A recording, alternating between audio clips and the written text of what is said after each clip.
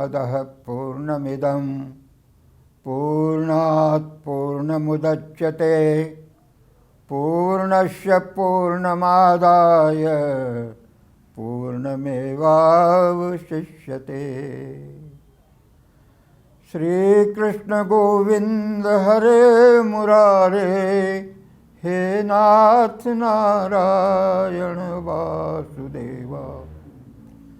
श्रीकृष्ण गोविंद हरे मुरारे, हे नाथ नारायण वासुदेवा। कृष्णाय वासुदेवाय हरये परमात्मने, प्रणतक्लेशनाशाय गोविंदाय नमो नमः। हरि ओम तत्सत्। आज हम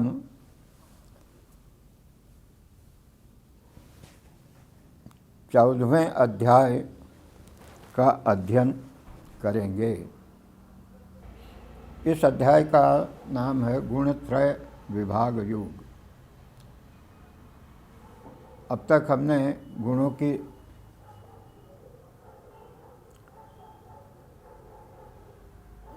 भगवान ने गुणों का उल्लेख किया है पहले, और जैसा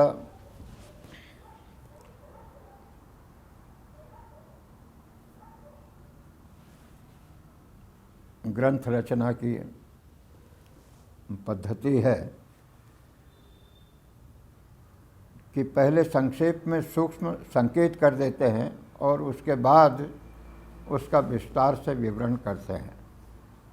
तो भगवान ने गुणों का कई जगह उल्लेख किया है, तो अब वो विस्तार से बता रहे हैं कि ये 3 गुण क्या हैं और क्या काम करते हैं।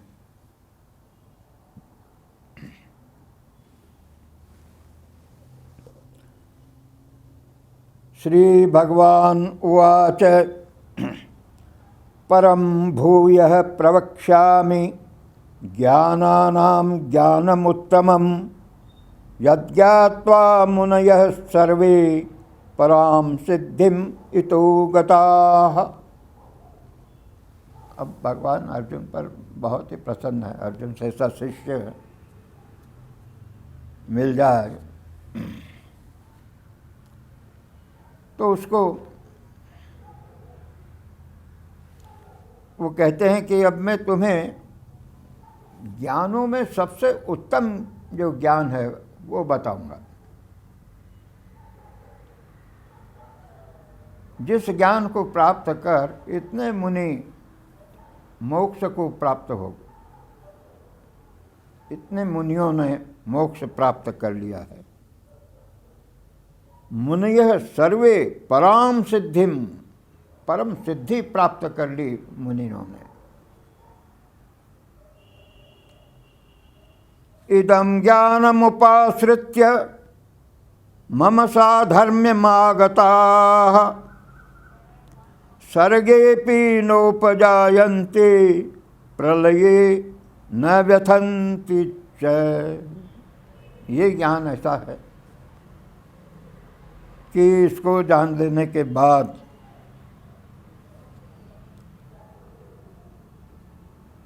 ज्ञानी, इसका ज्ञान रखने वाले व्यक्ति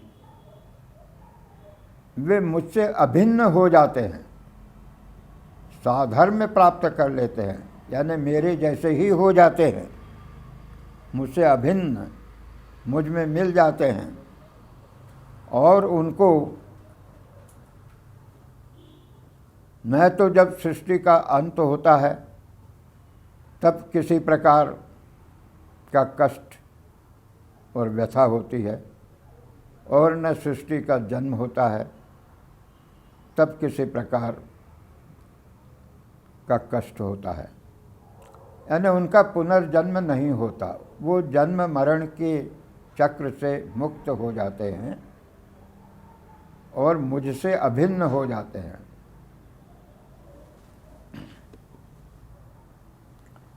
मम योनिर्महद्ब्रह्म तस्मिन् गर्भं दधाम्यहम् संभवः सर्वभूतानां ततो भवति भारत। अब वो बड़े स्पष्ट शब्दों में बताते हैं कि मैं ही इस संसार का, इस सृष्टि का पिता हूँ, और ये जो प्रकृति है जिसको महद ब्रह्म भी कहते हैं, ये ही मेरी योनि है और मैं इसमें गर्भ स्थापित करता हूँ। यानी मेरे ही कारण से प्रकृति इस सृष्टि को जन्म देती है।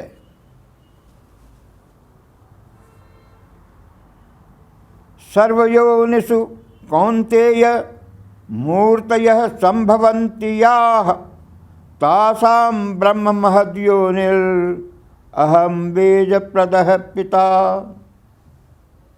सारी योनियों में जो तरह तरह के आकार वाले प्राणी जन्म लेते हैं, उन सब की माँ ये महद ब्रह्म प्रकृति ही है, और मैं बीज देने वाला उनका पिता हूँ।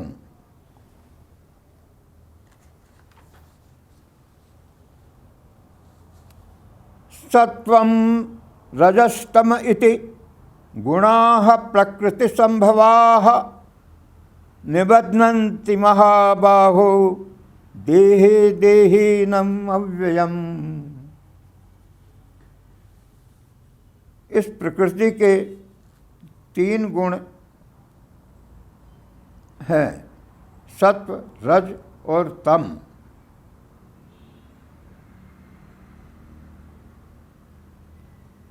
और ये 3 गुण ही इस शरीर में आत्मा को बांध कर रखते हैं, जीव को बांध कर रखते हैं। संस्कृत में गुण का एक अर्थ रस्सी भी होता है, जैसे रस्सी से बांधते हैं, ऐसे ही ये सत्व, रज और तम, ये 3 गुण हैं जो कि जीव को इस शरीर में बांध करके रखते हैं।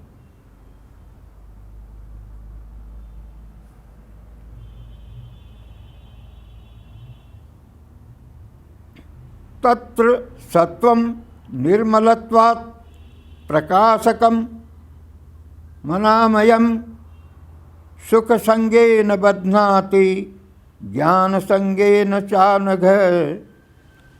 अब गुणों का एक बहुत ही मोटे रूप से अगर समझाना चाहें तो जैसे पदार्थों में ठोस, तरल और वाष्पीय इस तरह के होते हैं, सॉलिड, लिक्विड और वेपर। और नैतिक क्षेत्र में, मानसिक क्षेत्र में जैसे अच्छा, कम अच्छा, बुरा ऐसा होता है, वैसे ही ये सत्व, रज और तम ये प्रकृति के 3 गुण हैं। इनमें से सत्वगुण सबसे ऊंचा और अच्छा माना जाता है, तो वो निर्मल, शुद्ध है, इसलिए उसका रंग भी, अगर रंग कहे तो सत्वगुण सफ़ेद कहा जाता है। तो वो निर्मल है, शुद्ध है, स्वच्छ है, प्रकाश है, अनामयम है, उसमें किसी प्रकार का दोष नहीं है। वो सुख के कारण से आत्मा को शरीर में बांध के रखता है। सुख संगे न बध्नाति। और ज्ञान और सुख, ये 2 उस गुण की विशेषताएं हैं जिनके कारण से वो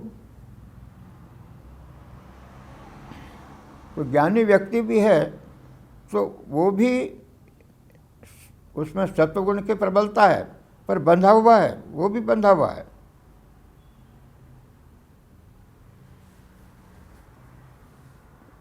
रजो रागात्मकम विद्धि तृष्णा संग समुद्भवम तन्निबध्नाति कौन्तेय कर्म संगेन देहिनम। अब रजोगुण जो है वो रागपूर्ण है, वो आप में आसक्ति पैदा करता है, तृष्णा पैदा करता है। चीज़ें चाहिए, मुझे ये चाहिए, मुझे वो चाहिए, इस तरह की तृष्णा, लोभ, और फिर उसके कारण से आपसे जो कर्म करवाता है अपने स्वार्थ के, वो बांध कर रखते हैं। तमस्तु अज्ञानजं विद्धि मोहनम सर्वदेहिनां प्रमादालस्य निद्राभिः तन्निबध्नाति भारत। और तमोगुण है वो आलस, अज्ञान, जो करना है वो नहीं करूँगा, कोई भी बहाना ढूंढ लूँगा, जो नहीं करना है वो करूँगा, उसके लिए कोई भी बहाना ढूंढ लूँगा। ऐसा तमोगुण जो है वो आपको मोह करके, भ्रम में डाल करके, लालच बता करके, अज्ञानवश नींद आपको सुला देगा, सुस्ती ला देगा, अच्छा काम करने की जो आपकी इच्छा है उससे आपको दूर कर देगा, कोई भी बहाना बना देगा। तो वो इस तरह से अज्ञान और प्रमाद से बांध कर रखता है।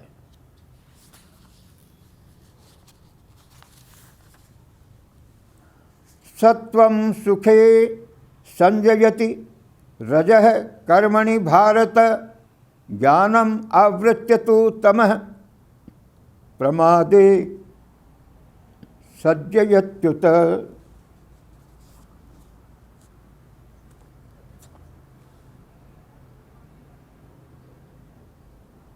सत्व जो है, जैसा पहले कहा है कि सुख से,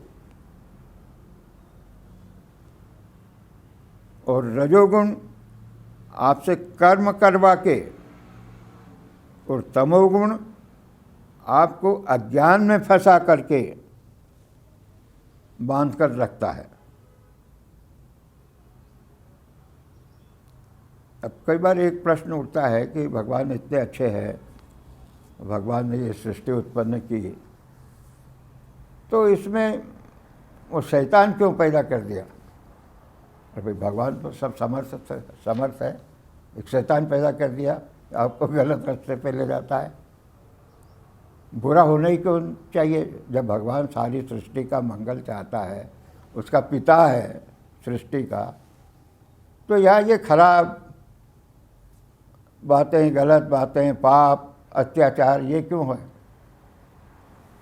तो उसका जो भारतीय तत्वज्ञान ने जो उत्तर दिया है वो ये 3 गुण है कि भाई ये सृष्टि में इंग्रेडिएंट शुरू से ही है, अच्छे बुरे, अच्छे कम अच्छे और बुरे, ये 3 जो गुण है, सत्व, रज और तम, ये सृष्टि के आरंभ से ही इसमें है। इसलिए यहाँ अच्छे भी आदमी होंगे, बुरे भी होंगे, अच्छे बुरे मिश्रित भी होंगे। तो ईश्वर का कोई मैंने प्रतिद्वंद्वी कि एक तरफ ईश्वर है, एक तरफ शैतान है और दोनों में लड़ाई हो रही है, ऐसी बात नहीं है। भगवान ने बनाई ही सृष्टि इस तरह से कि उसमें अच्छे बुरे और कम अच्छे, ये शुरू से ही है।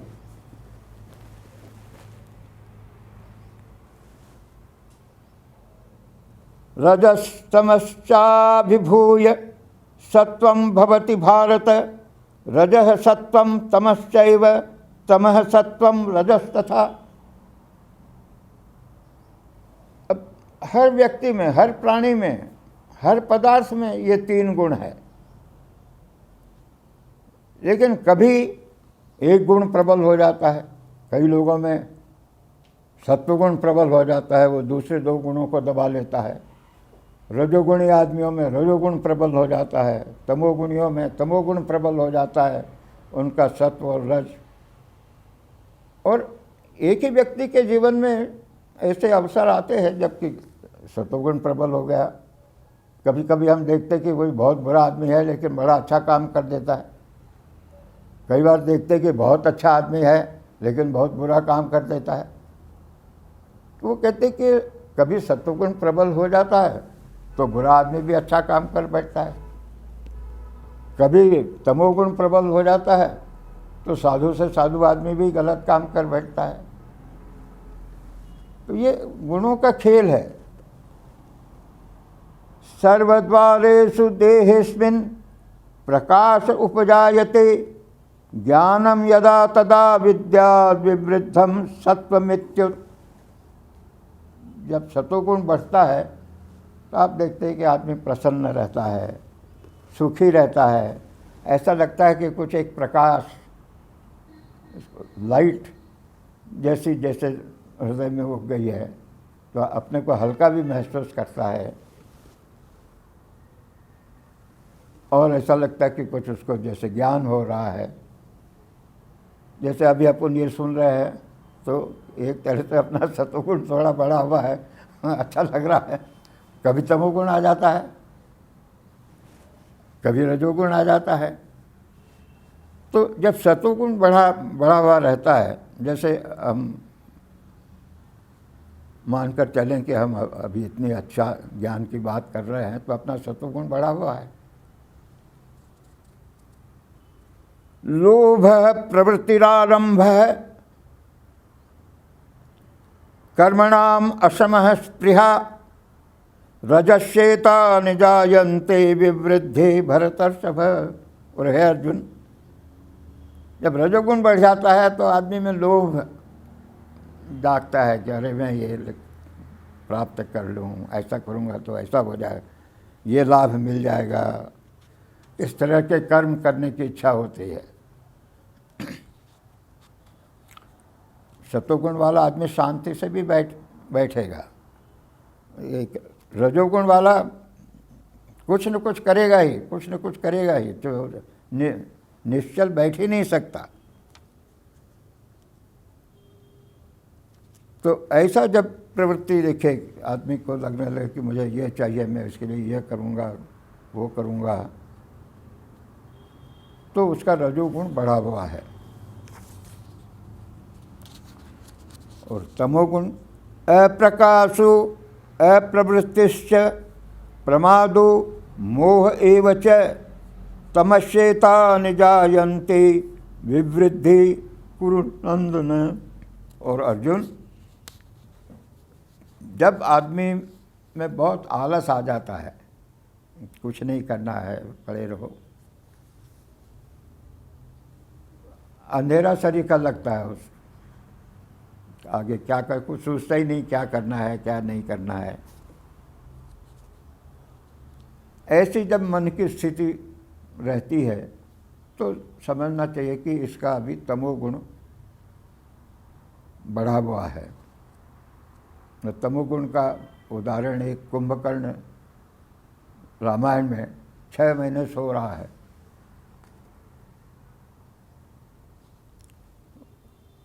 उसको बड़ी मुश्किल से रावण ने मनाया कि आओ युद्ध करो, तुम्हारे सब भाई भतीजे मर गए, अब तो उठो। तो बड़ी मुश्किल से उठा आया। तो इस तरह के तमोगुण की प्रवृत्ति है।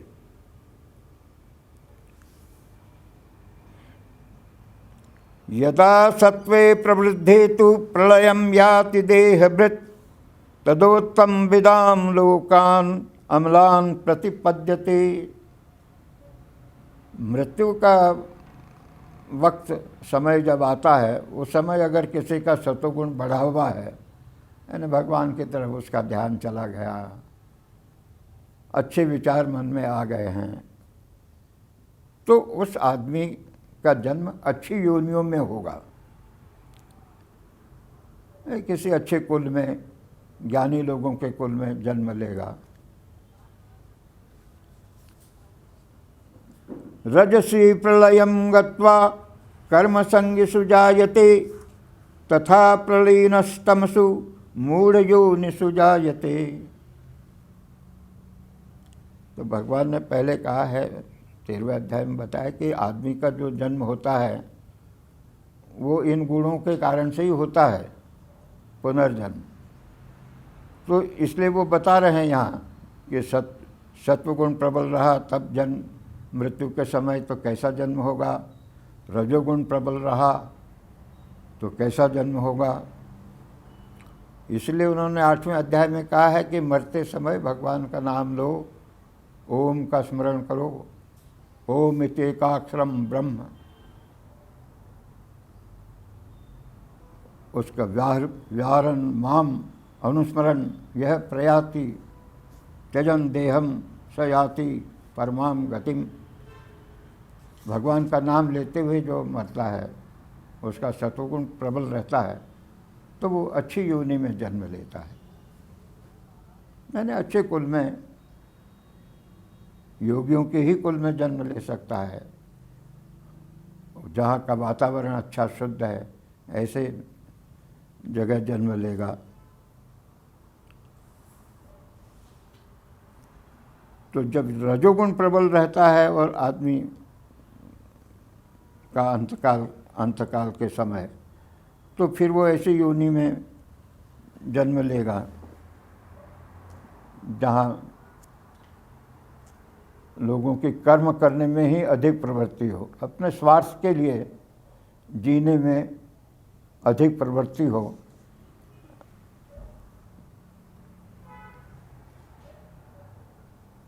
और जब तमोगुण प्रबल होता है तब उसका पुनर्जन्म ऐसी योनियों में होगा है, नीचे के पशु, कृमि, जिनकी बहुत कम बुद्धि रहती है, कुछ विचार ही नहीं सकते। कर्मणः सुकृतस्याहु सात्विकम निर्मलम फलम रजसस्तु फलम दुखम अज्ञानम तमसः फलम। अब जो सात्विक व्यक्ति है उसके कर्मों का जो फल है वो सात्विक और निर्मल है, अच्छा, उसको अच्छा फल मिलेगा। और जो रजो गुण का फल है वो दुख, उसे दुख प्राप्त होगा। और तमोगुण का जो फल है वो अज्ञान के अंधेरे में डूबा रहेगा, उसको क्या अच्छा है क्या बुरा है इसका कोई ज्ञान नहीं होगा। सत्वात् संजायते ज्ञानम रजसो लोभ एव च प्रमादमोह तमसो भवतो ज्ञानमेव च। सत्वात् संजायते ज्ञानम, जिसमें सत्वगुण अधिक है उसको ज्ञान प्राप्ति में रुचि रहेगी, उसे ज्ञान होगा कि आत्मा क्या है, ईश्वर क्या है, प्रकृति क्या है, अच्छा क्या है, बुरा क्या है। और जिसमें रजोगुण प्रबल है उसमें लोभ जागृत होगा, वो हमेशा बटोरने में, मुझे ये मिल जाए मैं वो ले लूँ, ये ले लूँ, इसमें लगा रहेगा। और जिसका तमोगुण जिसका अधिक है वो आलस में, ज़्यादातर नींद में, सोने में अपना जीवन खो देगा। प्रमाद मोह तमसो, जो करना है वो नहीं करेगा, जो नहीं करना है वो करेगा, अज्ञान में डूबा हुआ है।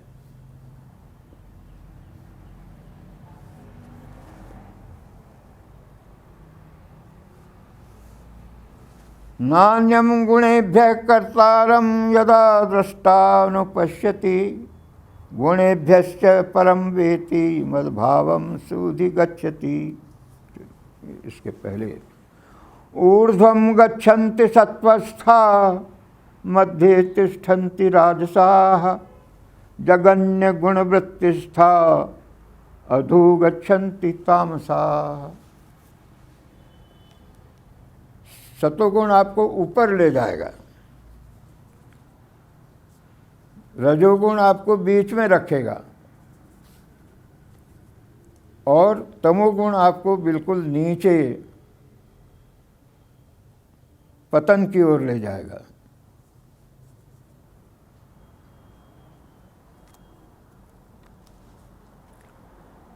नान्यम गुणेभ्यः कर्तारं यदा दृष्टानुपश्यति गुणेभ्यश्च परम वेति मद्भावम सुधिगच्छति।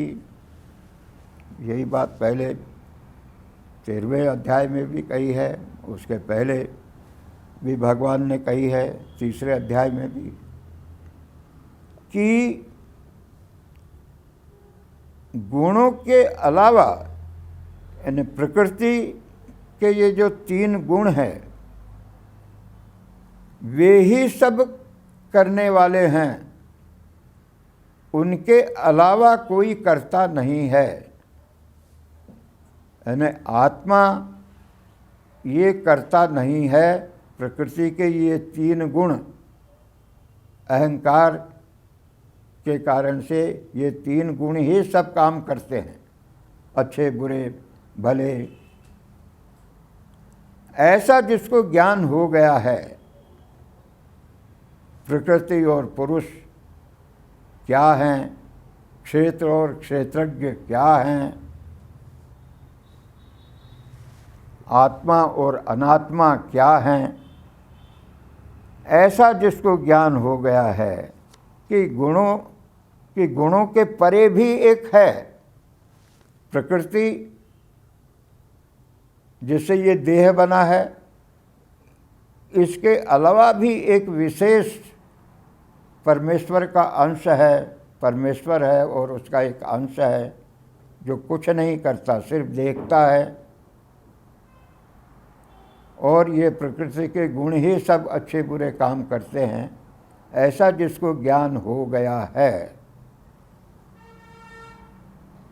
वो परमेश्वर को प्राप्त कर लेता है, उसे मोक्ष प्राप्त हो जाता है, वो परमेश्वर में मिल जाता है। गुणानेतान अतीत्य त्रीन देही देह समुद्भवान जन्म मृत्यु जरा दुखेर विमुक्तो अमृतम अश्नुते। जिस व्यक्ति को ये ज्ञान हो गया है 3 गुणों का और वो इन 3 गुणों से ऊपर उठ गया है,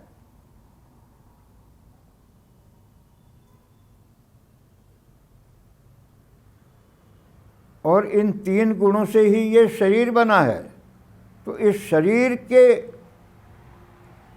ऊपर, इस शरीर के अलावा मैं हूँ, ये शरीर में नहीं हूँ, ऐसा जिसको ज्ञान हो गया है उस आदमी को जन्म मृत्यु वृद्धावस्था दुख बीमारियाँ इन सब से मुक्ति मिल जाती है, क्योंकि ये सब चीज़ें शरीर में होती है। शरीर ही बुढ़ा और जवान होता है, आत्मा तो जैसा है वैसा हमेशा रहता है। ये शरीर ही बीमार पड़ता है, शरीर ही जन्म लेता है, शरीर ही मरता है। तो जिसको ये ज्ञान हो गया है उसे मानो अमृत ही मिल जाता है, वो अमृत ही चख रहा है।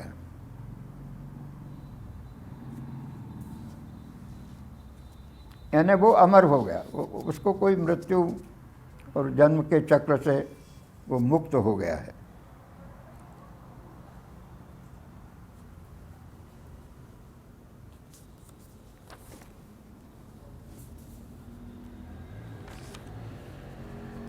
अब अर्जुन भगवान से, जैसे उसने स्थित प्रज्ञ के बारे में पूछा था कि क्या लक्षण है, तो ऐसे ही वो दूसरे अध्याय में स्थित प्रज्ञ का वर्णन आया है। ऐसे ही अर्जुन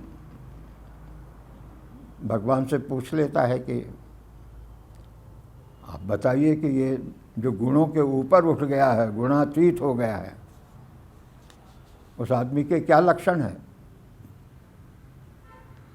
और दूसरे अध्याय में भी भगवान ने कहा था कि त्रिगुण्य विषया वेदा निस्त्रिगुण्यो भवार्जुन। वेदों में तो ये 3 गुण जो विषय सत्व रज और तम है, इन्हीं की बातें लिखी है, तुम इसके भी ऊपर उठो। तो अर्जुन पूछता है भगवान से कि इन 3 गुणों के ऊपर उठे हुए आदमी के क्या लक्षण है। कैर्लिंगे 3 गुणान एतान अतीतो भवति प्रभो किमाचारः कथम चैतान 3 गुणान अतिवर्तते। हे भगवान, मुझे बताइए कि इन 3 गुणों से अतीत जो व्यक्ति है, 3 गुणों को जिसने पार कर लिया है, उसका कैसा व्यवहार रहता है, कैसे जाने। तो भगवान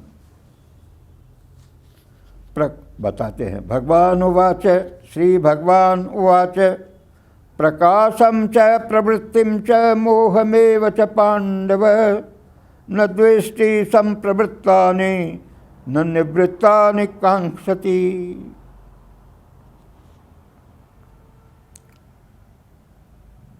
भगवान कहते कि इन 3 गुणों के जो लक्षण हैं, प्रकाश सत्वगुण का, रजोगुण का प्रवृत्ति कर्म करने की प्रवृत्ति, तमोगुण का मोह आलस्य, मुझे ये अच्छा बुरा समझ में ही नहीं आता, क्या करना क्या नहीं करना।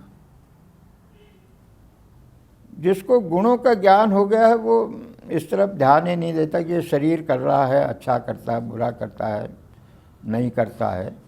मैं तो आत्मा हूँ, शुद्ध हूँ। तो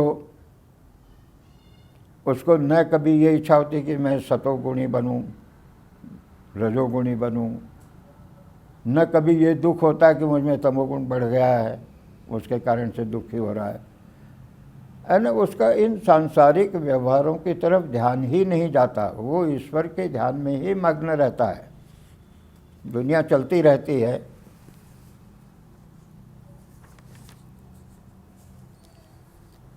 उदासीन वद आसीनो गुणेर्यो न विचाल्यते। वो तटस्थ होके, उदासीन होके, उदासीन का मतलब होता है जो ऊपर बैठा हुआ है, उसको फिर नीचे सब सरीखे दिखते हैं। एक पहाड़ से, आप पहाड़ की चोटी पर से नीचे देखो तो आपको सब सरीखे दिखते हैं, कौन क्या है, कौन कैसा है, कौन बड़ा है, कौन छोटा है, सब समान दिखते हैं ऊपर से। तो ऐसा उदासीन तटस्थ साक्षी जैसा, तो जो 3 गुणों के ऊपर उठ गया है ऐसा व्यक्ति, वो सबको समदृष्टि से देखता है, उसके लिए कोई छोटा बड़ा नहीं है। और कोई भी दुख आ जाए, बुरा हो जाए, अच्छा हो जाए, उसको कोई फर्क नहीं पड़ता। ठीक है, ये संसार है, इसमें होता ही रहता है। और ये सृष्टि में जो चल रहा है वो एक गुण दूसरे गुण से उसका संबंध आता है, उसमें परिवर्तन होता है। जैसा साइंस में है कि आंखें में होता है कुछ, तो क्या होता है कि जो अणुओं की जो जैसी रचना है उसमें थोड़ा परिवर्तन हो जाता है। एक कुर्सी मैंने वहाँ से उठा के यहाँ रख दी, यहाँ से रख के वहाँ कर दी। इस तरह से ये एटम्स का खेल है, प्रकृति के गुण हैं, करते रहते हैं। मेरा इससे कोई संबंध नहीं है, वो ईश्वर के ध्यान में ही मग्न रहता है।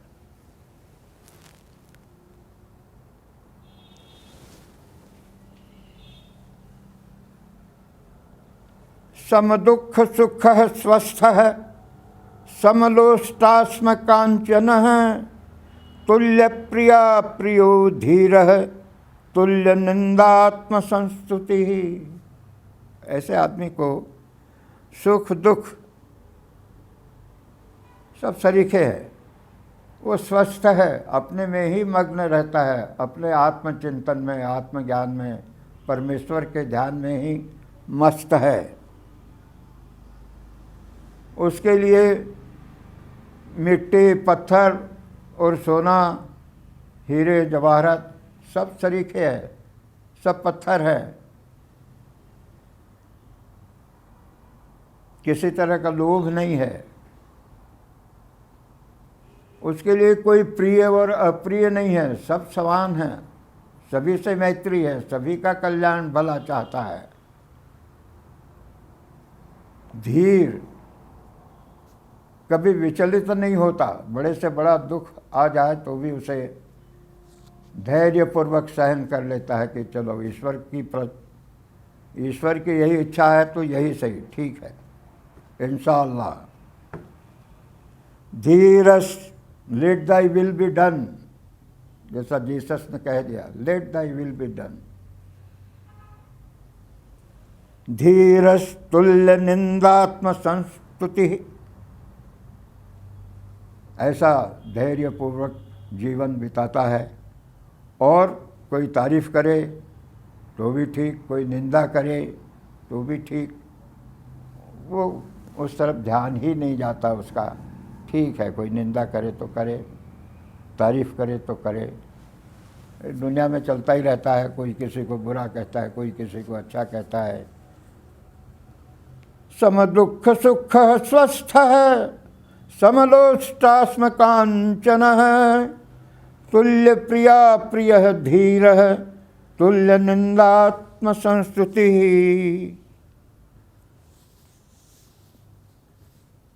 मानापमानयो तुल्य तुल्यो मित्रादिपक्षयो सर्वारंभ परित्यागी गुणातीतः स उच्यते। यही 12वें अध्याय में भक्त के लक्षणों में भी यही बताया है। वही बात गुणातीत के लिए भी कहते हैं कि मान और अपमान उसके लिए तुल्य है, निंदा और स्तुति, मान और अपमान सब बराबर हैं। मित्र और दुश्मन, मित्र और अरी, पक्ष और विपक्ष, ये मेरे दल का है, वो उस दल का है,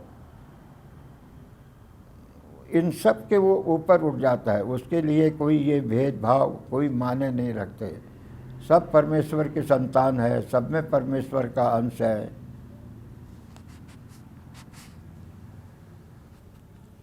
और वो अपने स्वार्थ के लिए कुछ नहीं करता, अपने मतलब के लिए, जैसे मेरा लाभ हो जाए तो मैं ये काम करूं, ऐसा उससे नहीं होगा। हाँ, दूसरे का भला अगर होता हो तो वो जरूर करेगा।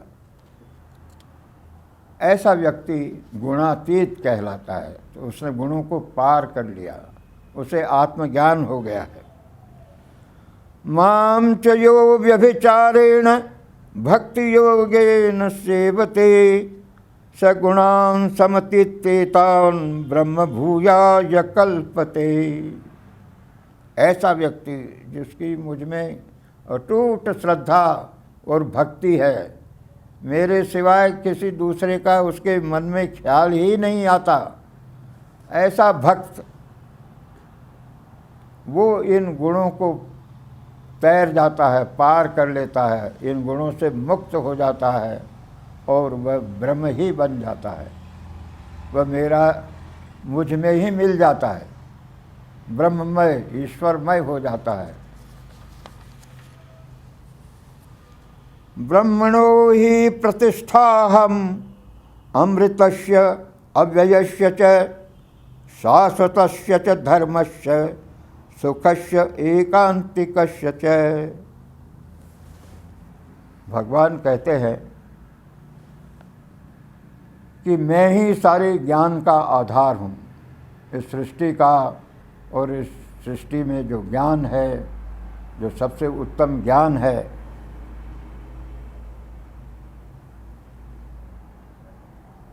में एक अचिंत्य, अखंड, अव्यय और जो शाश्वत धर्म है उस धर्म का भी मैं एक ही आधार हूँ। सब धर्म मुझी से निकले हैं, मैं ही सब धर्मों का आधार हूँ।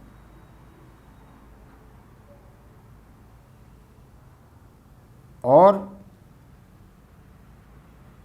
जिसको सुख कहते हैं वो सुख का स्रोत भी मैं ही हूँ, सुख का आधार भी मैं ही हूँ। तो जो मेरा ध्यान करता है, मुझ में रम जाता है, जो मुझी को अपना सब कुछ समझता है, त्वमेव माता च पिता त्वमेव बंधु च सखा त्वमेव विद्या द्रविणम त्वमेव सर्वम मम देव देव। ये बड़ी सरल प्रार्थना है कि भगवान मेरे सब कुछ तुम ही हो, तुम्हारे सिवाय मेरा कोई कुछ नहीं है। मेरी बुद्धि, ज्ञान, धन जो कुछ है सब तुम ही हो। और इस भावना से जो सुख और आनंद प्राप्त होता है उसका आधार भी ईश्वर ही है। वो व्यक्ति मुक्त हो जाता है, उस संसार के दुखों का उस पर कोई प्रभाव नहीं पड़ता। बड़े से बड़ा दुख भी आ जाए, बड़े से बड़ा सुख भी मिल जाए तो उस पर कोई प्रभाव नहीं पड़ता। वो भगवान के चिंतन में, मनन में, ध्यान में मस्त है। और वही परम सुख है। उससे बड़ा सुख दुनिया में कोई है ही नहीं। तो ओम तत्सत् इति श्रीमद्भगवद्गीतासु उपनिषत्सु ब्रह्म विद्यायां योगशास्त्रे श्रीकृष्णार्जुन संवादे गुणत्रय विभाग योगो नाम चतुर्दशोऽध्यायः।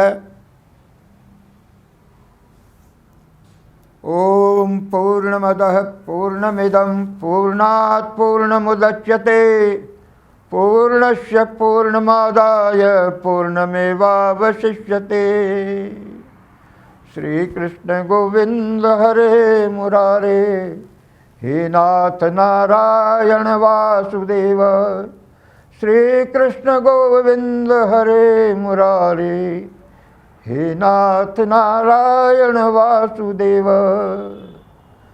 कृष्णाय वासुदेवाय हरये परमात्मने प्रणतक्लेशनाशाय गोविंदाय नमो नमः। गोविंदाय नमो नमः।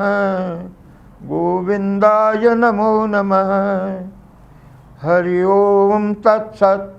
हरि ओम तत्सत्। हरि ओम तत्सत्।